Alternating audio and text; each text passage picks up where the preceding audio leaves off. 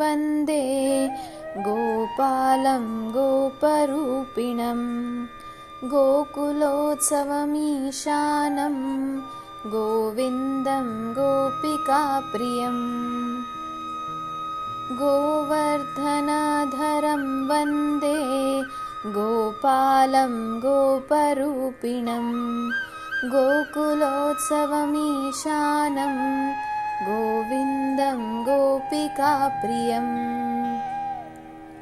गोवर्धनधरं वन्दे गोपालं गोपरूपिणं गोकुलोत्सवमीशानं गोविंदम गोपिकाप्रियम.